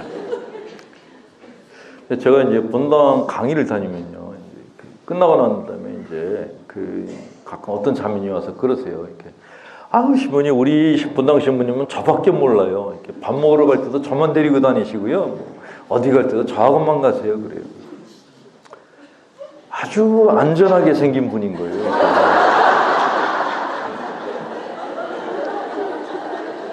그냥 그 신부님하고 그 자매가 가면은 형제가 가는 줄 알지.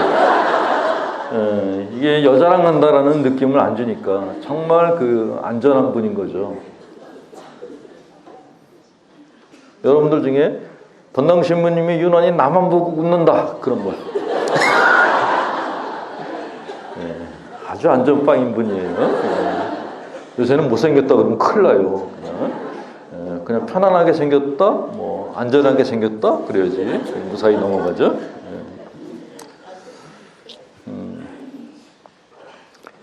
신부들이나 총각들이나 이렇게 여성들 문제는 참 골치가 아픈 거죠.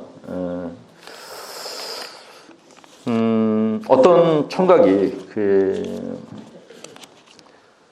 너무 쪼들리고 살다가 성당에 가서 기도를 했대요. 내가 간절히 기도하면 주님이 내 소원을 들어주시겠지. 성탄절에 이제 성당에 가서 기도를 했대요. 기도하면서 뭘 기도할까? 머릿속으로 생각했는데 딱 떠오르는 게 내가 머리가 좋아야지 출세를 하지. 그 생각을 하고 있었대요.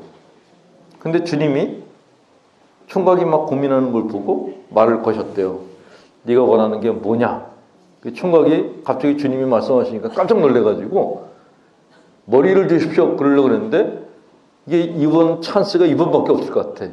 그러니까 아니야, 머리만 달라고 그러면 안 되지. 돈도 달래야지. 근데 돈만 있으면 뭐야? 여자가 있어야지. 예수님이 보다가 야 시켜 빨리 말해 그랬어요. 그때 총각이 머리, 돈, 여자요 그랬어요. 그래서 예수님이 정신병원에 입원한 처녀를 데려다 줬다. 머리, 돈, 여자를 달라고.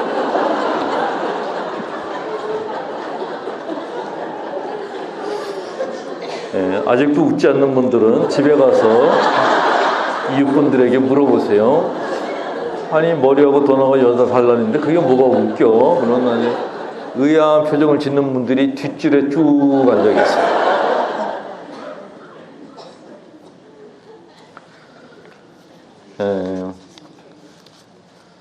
이렇게 욕구라는 거는 아까 이제 욕구에 대한 얘기를 했는데 사람이 가지고 있는 욕구는 이거는 억압을 하는 게 아니라 해소를 해야 되는 거예요. 욕구는 지난번에 제가 분노에 대해서 얘기했잖아요. 근데 분노도 욕구거든요. 근데 분노를 억압을 하면은 사고 친다고 말씀을 드렸어요. 근데 성적인 욕구나 소욕이나 소욕도 그렇고 이 모든 욕구들은 억압을 하시면 안 돼요.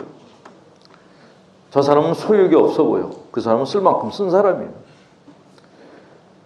요 근래에 우리 주인발 씨가 전 재산을 다 내놨잖아요. 이제 63인데 재산을 다 내놨어요. 근데 그 재산을 갖다 어떻게 그렇게 덜컥 내놓을 수 있었을까요? 여러 가지 이유가 있을 텐데 일단 본인이 쓸 만큼 썼다는 거예요. 이걸 내가 더 갖고 있어봐야 뭐 하겠어? 그 생각이 든 거예요. 또 하나는 주인발 씨가 돈을 내놓은 진짜 이유는 이걸 거라고 생각해요. 돈이 많으면은 사람들이 돈을 뜯으러 오는 사람들이 늘어나요. 그리고 위험해요. 어딜 가질 못해요. 그거를 다 털었다. 그러면 그런 게 없어지는 거죠. 편하게 살려고 그랬구나 하는 생각이 들어요. 그 전 재산을 다 냈다 그러는데 다 내놨겠어요? 자기 먹고 살 건 남겨놨겠죠. 근데 어쨌건 그렇게 쾌척을 할 수 있는 거는 채워졌기 때문에 할 수 있는 거예요. 찢어지게 가난한데 내놓을 수 있는 사람은 아무도 없단 말이에요. 마찬가지로 소욕과 마찬가지로 성적인 욕구도 그렇습니다.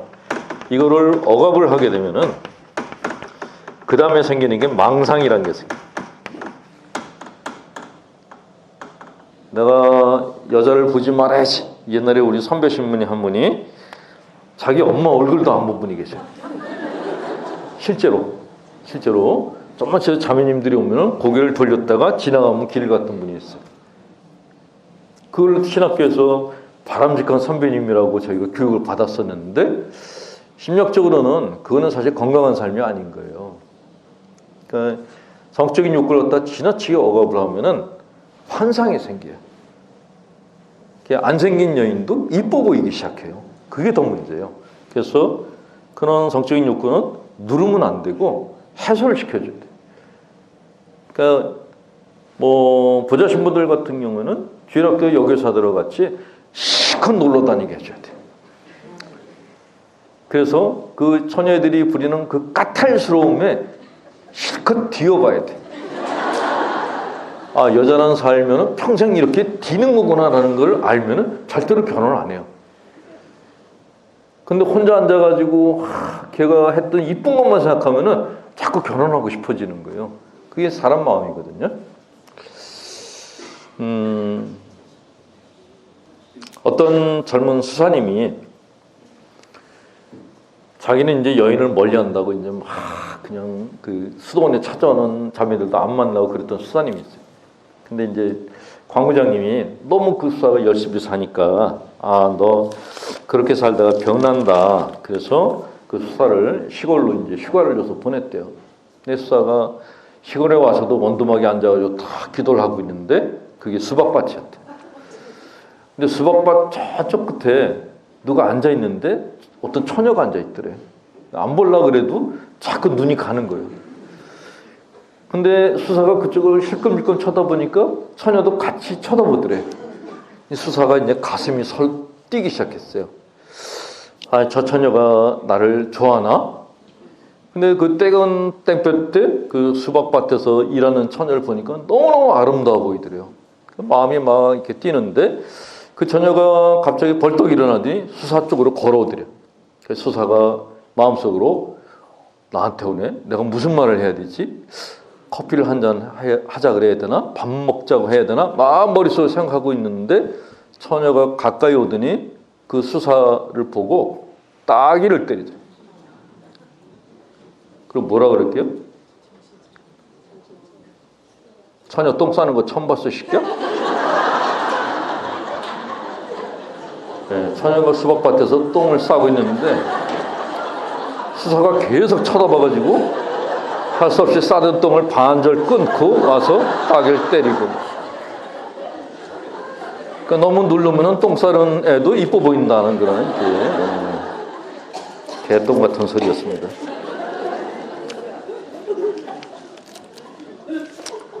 자, 마지막 얘기.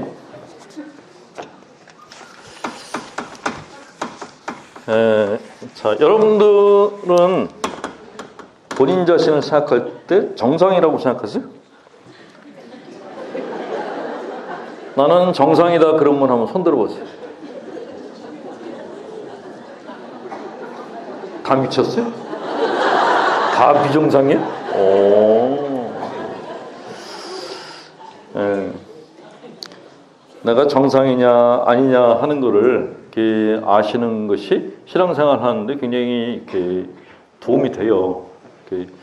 사람의 심리적 상태를 보통 정상, 신경증, 정신병 이렇게 나눕니다.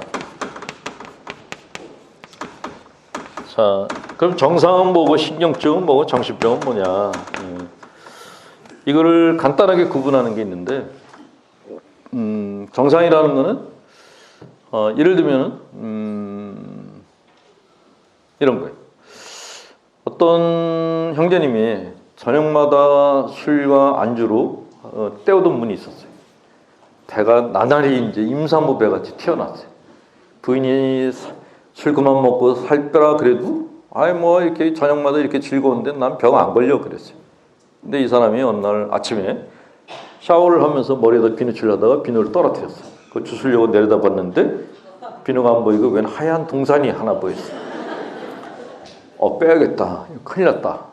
그래서 이제 책을 봤어요. 어떻게 하면 똥배를 뺄까? 그랬더니 책에 아침, 점심을 제대로 먹고 저녁을 굶으면 빠진다라고 써 있더래요. 근데 실제로 그렇답니다. 제가 가끔 가는 수도원이 있는데 거기 이렇게 수녀님이 한 분이 들어온 분이 있어요. 근데 정말 덩치가 이랬어요. 근데 오래간만에 가서 봤더니 반쪽이 된 거예요. 왜 이렇게 빠졌냐 그랬더니 저녁을 굶었더니 한 달에 13kg가 빠졌대. 그러니까 살이 찌신 분들은 저녁을 굶으시면 돼요. 근데 문제는 뭐냐? 한국 사람들은 다 저녁 때 많이 먹는 문화를 갖고 있어요. 술자리가 다 저녁 때 있어. 술 먹고 나면 또 이렇게 치맥이라고 해서 그걸 또 먹어. 그러니까 빠질 수가 없죠. 그러니까 이 사람이 책을 봤더니 저녁을 굶으라. 그래서 그래 오늘부터 하자. 그래서 이제 아침을 든든히 점심도 든든히 먹고 집에 들어왔어요. 단단히 각오하고 들어왔는데 이 주책 없는 마누라가 술상을 봐놓은 거예요. 남편이 가장 좋아하는 안주를 깔아놨어요. 그걸 보고 이 형제님이 고민을 해요.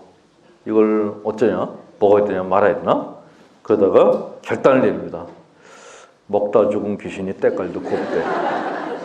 먹자. 나 혼자 살 빼고 오래 살면 뭐해. 그냥 친구들하고 똑같이 먹고 놀다가 죽자. 그냥 살자. 그게 정상이에요. 그냥 살자.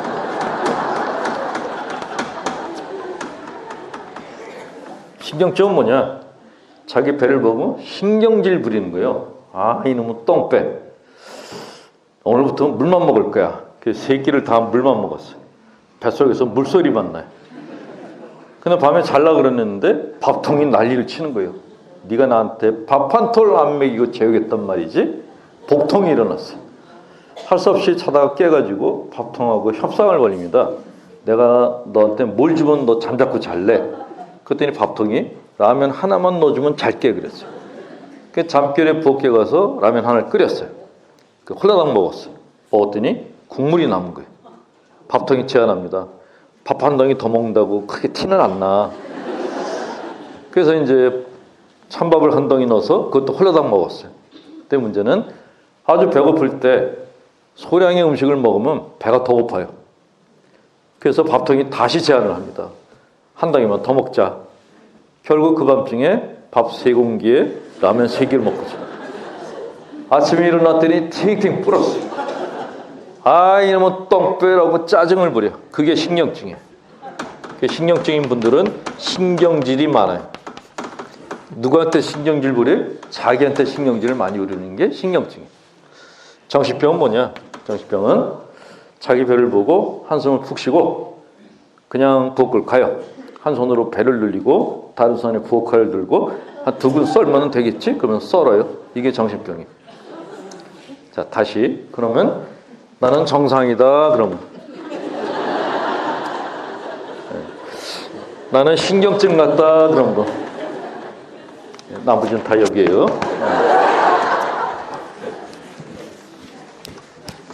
자, 그냥 살자라는 말이 왜 나왔는가 설명을 드릴게요. 자, 우리는 누구나 다 자기라는 걸 셀프라고 하는데 자기를 갖고 있어요. 근데 이 자기가 하나가 아니라 2개입니다. 하나는 내가 되고 싶은 나가 있어요. 그거를 이상적 자기다 그래요. 이상적 자기. 이거를 아이디얼 셀프라고 합니다.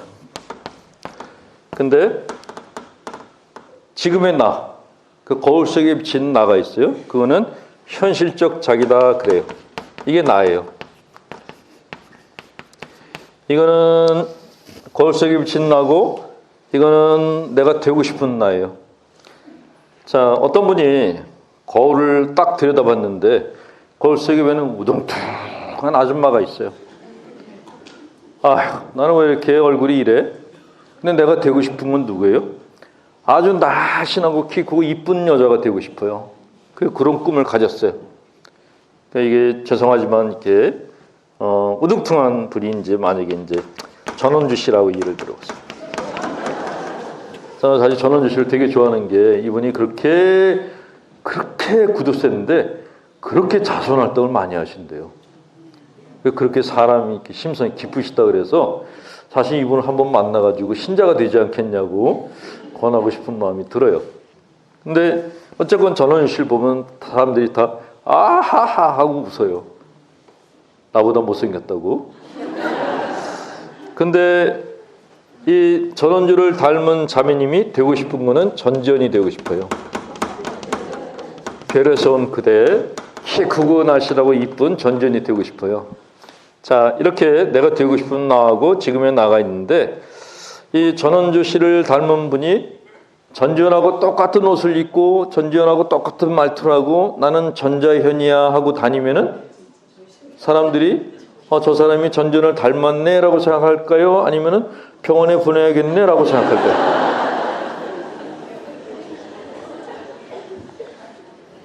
그러니까 정신병이라는 건 뭐냐면요, 지금의 나를 잊어버리고 되고 싶은 나에 집착할 때 그때 정신병자라 그래요. 그러니까 자기가 누군지를 모르는 거예요. 그러니까 지금의 나하고 내 꿈하고 간격이 너무 많이 벌어지면은 그건 문제라는 거죠. 그러면 신경증은 뭐냐?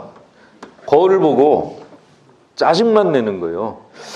내가 돈 들여가지고 여길 뜯어고치면은 닮지 않겠어? 그 성형수술을 했는데 시원찮아.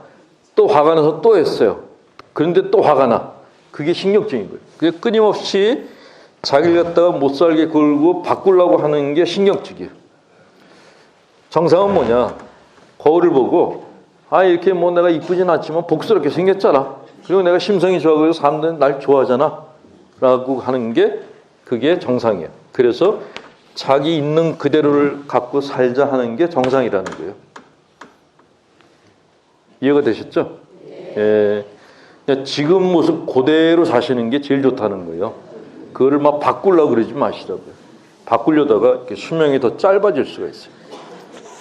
가톨릭 교회에서는 이제 성인전이라는 걸 계속 읽으라고 권합니다. 근데 성인전을 보시는 건 좋은데 내가 그 성인처럼 살 수는 없어요. 그냥 책만 보고 좋구나 하시면 되는 거예요. 그걸 똑같이 살겠다고 하루에 2끼만 먹고 몇 시간씩 기도하고 그러면은 여기서 일로 떨어졌다가 이쪽까지 내려갈 수가 있습니다. 적당히 사셔야 돼요. 적당히. 아까도 말씀드렸지만 성인이 되는 분들은 아무나 되는 건 아니고 프란치스코 성인이나 부처님 같이 이렇게 기본적인 욕구가 다 채워진 분들만 될 수 있다라는 말씀을 드립니다. 이렇게 얘기하면 어떤 분은 그러다가 천당 못 가면 어떡하냐라고 걱정하는 분들이 있는데, 그래서 제가 우도 얘기를 해드렸던 거예요. 천당 가는 거 쉬워요. 그냥 눈만 마주치시면 돼요. 매일같이 예수님하고 눈을 마주치시고 내가 그때 그 사람입니다 라고만 얘기하시면 돼요. 자, 정상에 대해서 조금 약간 더 설명드리고 끝내겠습니다. 정상에 대해서 프로이드라는 심리학자가 이렇게 얘기했어요. 정상이란 a little psychotic. 두 번째로 a little obsessive다. 세 번째로 a little paranoid다 그랬어요. 계속 한글로 쓰다가 갑자기 이렇게 어렵게 영어를 깔게 쓰는 거는 쉽게 강의를 하면은 강사를 우습게 보는 경향들이 있어서 내가 그렇게 우스운 남자가 아니라는 걸 증명하려면 이렇게 해줘야 돼요. 근데 알아보게 쓰지 왜 이렇게 갈게 쓰냐? 스페링을 잘 모를 때 이렇게 쓰면은 되게 아는 것 같이 보여요. 자, a little psychotic. 정상이란 약간 비정상인 상태가 정상이라는 게 심리학에서 얘기해요. 그러니까 나는 그냥 모든 판단을 정확하게 하고 나는 똑바르게 살아. 이거는 정신병자예요. 내가 왜 이러지? 나는 왜 이렇게 가끔 이렇게 헷가닥하지? 이게 정상이라는 거죠. 자, 자매님들 중에서 결혼할 때 제정신으로 결혼하신 분. 형제님들은 어떠세요? 형제님들 결혼한 거를 지금까지 후회한 적이 한 번도 없는 분 한번 손 들어보세요.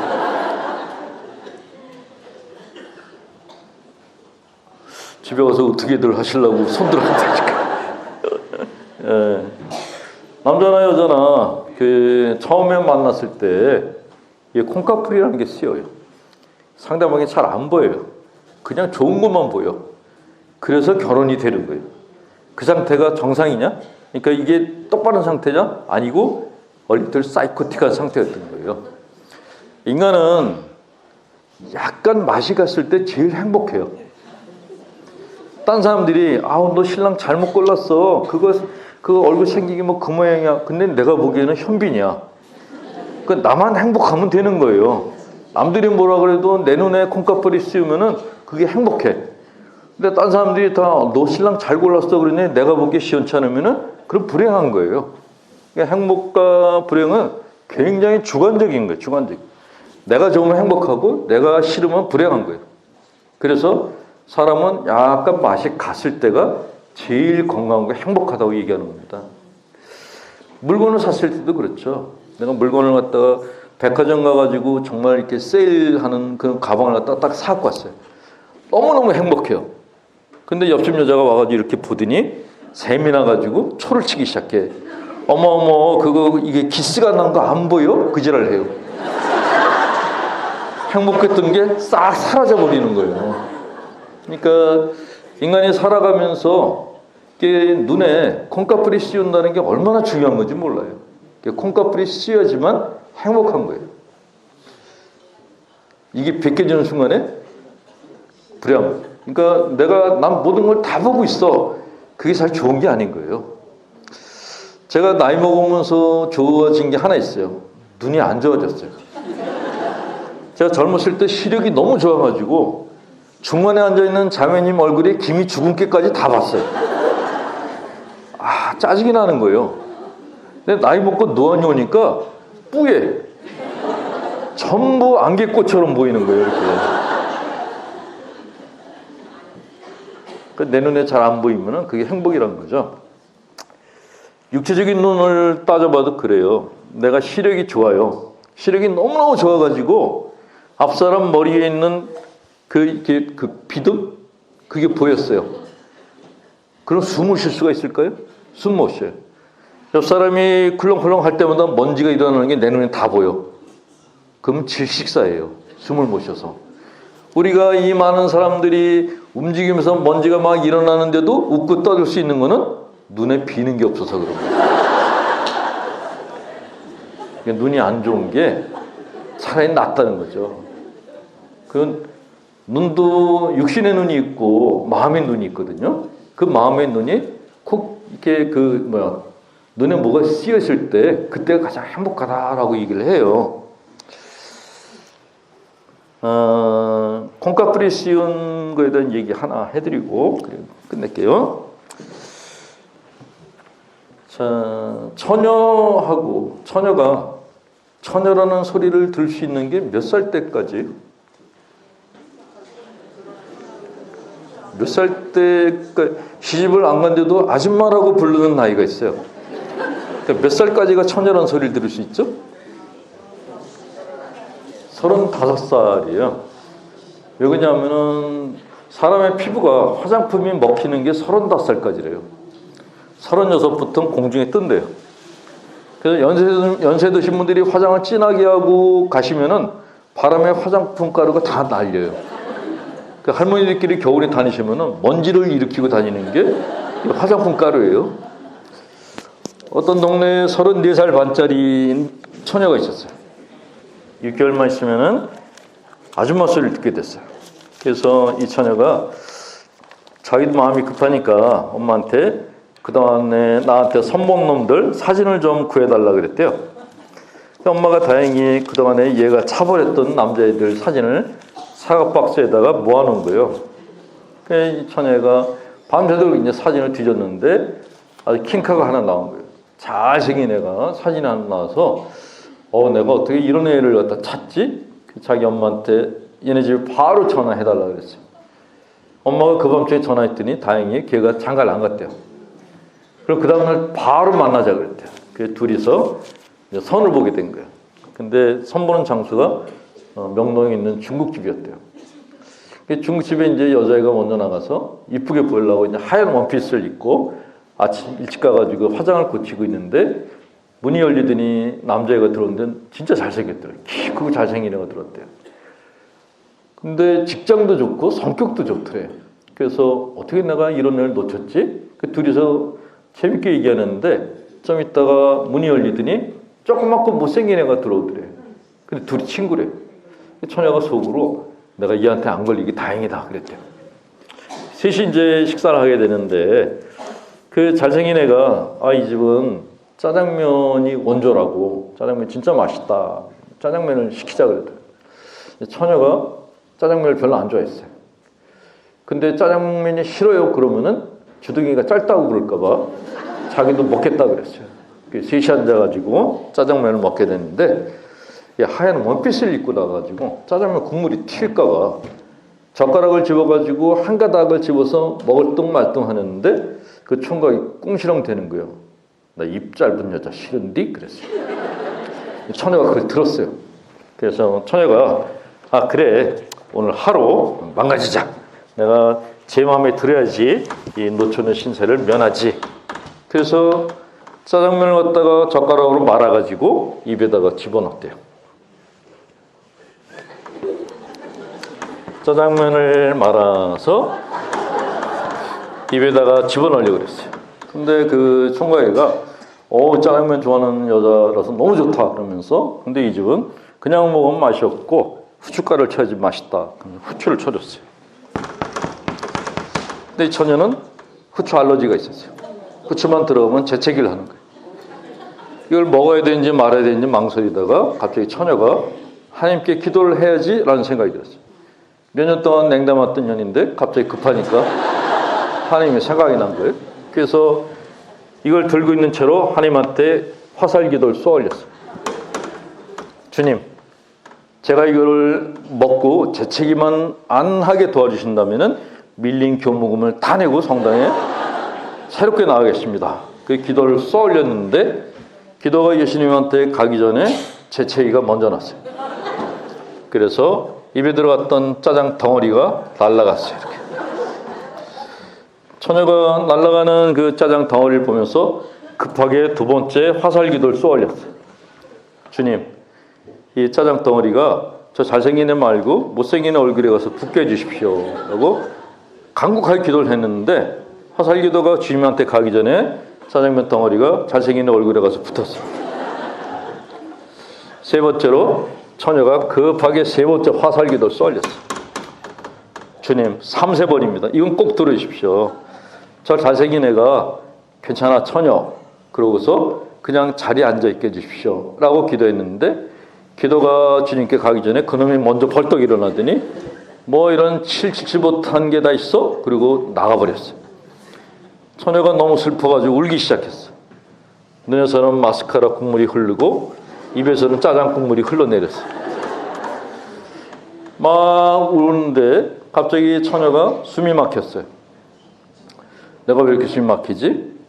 생각해보니까 조금 아까 그런 기도를 한 거예요. 차라리 날 죽여주세요라고 기도했더니 생각이 났어요. 그 숨이 막힌 상태에서 처녀가 하나님께 욕을 했어요. 해달라는 거는 하나도 안 해주고 내가 그냥 지나가는 말을 한 거는 들어주냐고. 근데도 계속 숨이 막히더래. 그래서 처녀가 이거 하나님이 드디어 망령이 들으셔가지고 날 죽이시려나 보다. 그래서 죽기 전에 세상 구경이나 하고 그리고 죽자. 그래서 눈을 떴대요. 눈을 떴더니 눈앞에서 하나님이 계실 줄 알았는데 하나님이 안 보이더래. 근데 내가 왜 이렇게 숨이 막히지? 거울을 꺼내봤더니 거울 속에 뭐가 비쳤냐면은 국수가 다 나간 줄 알았더니 두 가닥이 콧구멍을 이렇게 국수 가닥이 너무 굵어가지고 콧구멍을 두 개가 막고 있었던 거예요. 그래서 처녀가 그냥 이거를 두 개를 빼면 되는데 인간의 뇌는 그런 극단적인 상황에 닥치면은 뇌 기능이 일시 정지 상태가 와요. 그게 생각이 안 나는 거예요. 그래서 머리를 흔드는 거예요. 헤드 뱅잉이란 걸 한 거예요.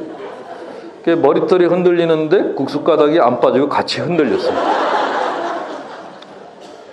처녀는 죽을 것만 같았는데 주변 사람들이 이제 웃기 시작했어요. 처녀는 그때 정말 진심으로 기도했어요. 주님, 차라리 절 죽여주십시오. 그렇게 기도하고 있는데 갑자기 어떤 놈이 이 처녀의 등짝을 두들기더래요. 그러더니 처녀 보고 처녀 상판 좀 들어봐 그러더래요. 상판은 이 표준어예요. 인간의 신체 부위는 세 부분으로 나눠져요. 상판, 중판, 하판 이렇게. 그래서 여기를 갖다가 이제 상판대기라고 그렇게 부르는데 그 상판을 들어봐 그래서 처녀가 이제 얼굴을 들었어요. 보니까 그 못생긴 놈이 거기 있더래요. 근데 걔가 이 처녀한테 했던 행동이 너무 마음에 들었다는 거예요. 그 못생긴 애가 얘를 보고 그게 그런다고 빠지겠어? 그러면서 지 손가락으로 국수를 딱 잡고 확 잡아 뽑았대. 그때 처녀의 눈에 콩가풀이 딱 씌운 거예요. 멋있다. 근데 이 총각이 그 다음에 더 멋있는 행동을 해서 처녀가 이 총각하고 결혼했대요. 총각이 딱 뽑더니 먹는 걸 왜 버려?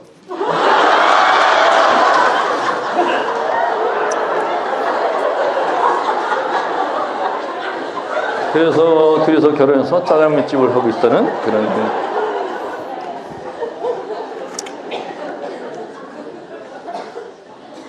다 끝났어요.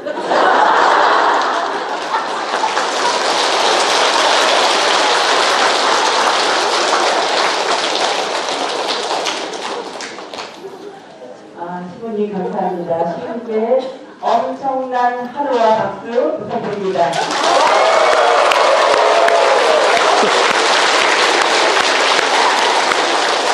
네, 감사합니다.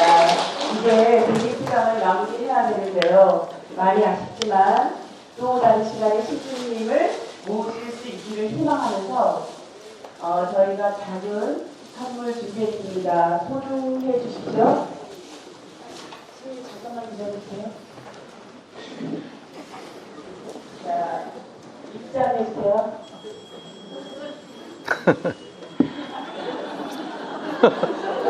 네, 성탄판입니다. 정말 작은 성탄입니다.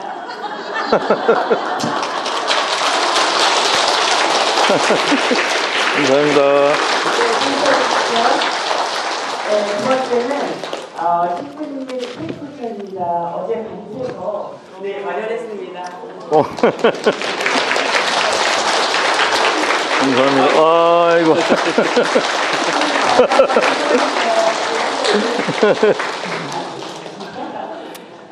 신부님께서 정말 마음에 드셨으면 좋겠습니다. 정말